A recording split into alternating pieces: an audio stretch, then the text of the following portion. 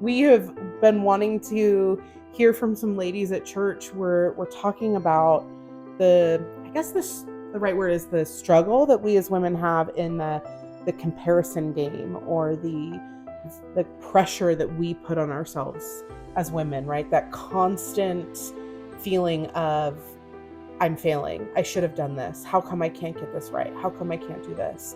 And the way that we speak to our inner selves, as opposed to being so different than the way that we would speak to one another. So what are some things that you say to yourself that you would never say to a friend or to Xavier? I think my big one would probably be just that I'm a failure because I'm not doing things within the time frame that like society kind of paints for us, not just as women, but just going from high school into college and becoming an adult. It's very much, you graduate high school, you should get your degree in 4 years, you should be starting adulthood by like the age of 22, and that's very much not where I'm at. I had a lot of factors with, COVID and being the first one in my family to even make it this far education-wise, but that's a big one for me. Is just, I put a lot of pressure on myself for not meeting my timeline, even though my timeline isn't necessarily God's timeline, and that's something I struggle with a lot, accepting. What are some negative things that you would say to yourself?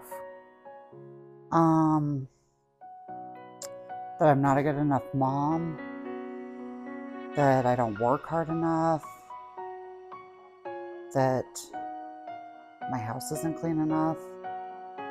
So you brought up motherhood, and I know that you and Brandon really struggled to get pregnant with Orabella.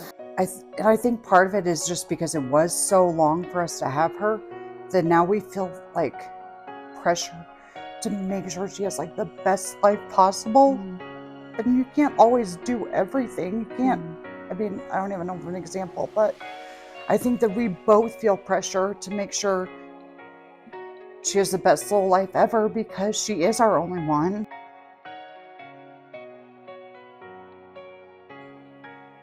I have a lot of self-negative talk. In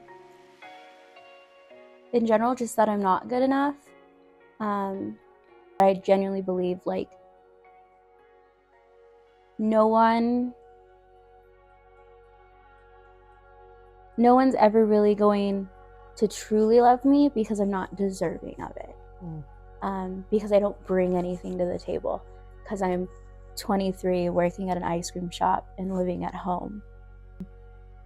So that's kind of the harder ones. Yeah.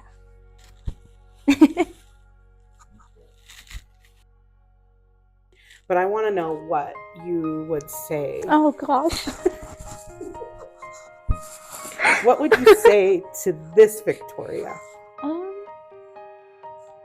I would apologize to her, first of all.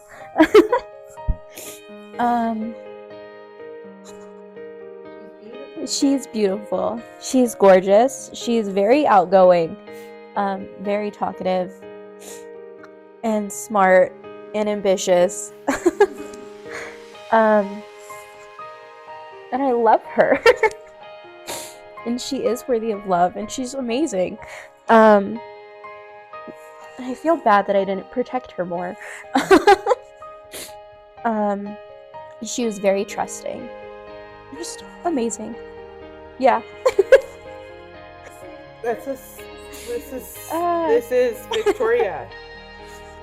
You are still beautiful and ambitious and smart and talkative and loyal and outgoing and driven, and you have life experiences that are different now at your age than this little girl, but you are still all of those things that you just listed.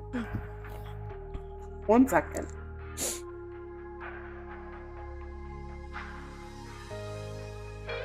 Can you share a little bit about what those years of trying to get pregnant were like? Super hard. I feel like our lives were very planned out as to when and what we were doing to try to get pregnant and when we were going to the doctor. And it felt like everything was planned out for us. And every time we weren't pregnant, we were very upset and very let down. And I feel like it kind of brought us closer, but it also pushed us kind of apart because we were almost like blaming each other, even though it was never Brandon. There was nothing wrong with Brandon. It was all me. But then I felt this immense pressure to fix it and make myself get pregnant. And you can't make yourself get pregnant. So, and then everybody kept saying, oh, when you stop trying, you'll get pregnant. And I'm like, that's not real life. Like, no, that's not real life. Brandon and I weren't in a very good place in the beginning, trying so much, so we probably weren't supposed to get pregnant then, because we would not have been stable. I was drinking too much. Brandon was trying to work a lot and stay away from me, and we would try to fix it by going to church or going on vacations. And I feel like we had a very good relationship, but every time we did not get pregnant, it was just like another hit. So we kind of took it out on each other a lot. I think that after we did the fertility treatments and none of them took, and I couldn't do anymore, and we didn't know what we were going to do, and we hadn't talked about fostering or anything yet, I think we pretty much decided, like, we got to find a church. Like, we need good, solid friends, and I have wonderful friends at work, but none of them are none of them are friends that I've met in a Christian setting. And we needed people that would kind of rally around us and support us. And so we literally got online and was like, we want a small church, because we both grew up at New Life Church, and Googled small churches in Colorado Springs, and New Song was the first one that popped up, which is kind of cool. And I was like, oh my gosh, it's a mile from our house. Let's go. So I think that it was kind of God almost audibly saying, like, you guys need more than each other and our families. And we needed really close, good friends and somewhere to go. And so I feel like once we started going to church again, it made a big difference. So I think that God was trying to help us, like, get back to a good family. I mean, through everything that we went through. If you would tell me the things that you say to yourself today and that you spoke over yourself over these years, would you say those to this Megan? Where did you get that? I did it. Reagan found it. What would you say to this Megan that is different from how you speak to yourself now? So many things.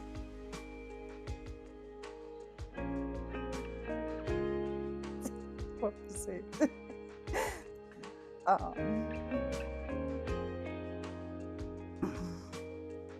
That I am doing a good job, that I am trying my hardest, that I am a good mom to Arabella. I am keeping her safe and happy and healthy, and I am making Raymond's lunches every morning. Like, the things that we say to ourselves as moms, we would never speak over our children. No. And even Arabella said the other day, I don't know what she did, but she did something and said, I'm so dumb. And I said, you can't ever call yourself dumb. And how many times have I called myself dumb? Right. Like, it was the first thought. You can never call yourself dumb. You are not dumb. You are very smart. Yeah. And we have such a hard time speaking those things over ourselves when we're so quick to speak them over our children. Yeah. So, yeah. Well, thank you. Thank you.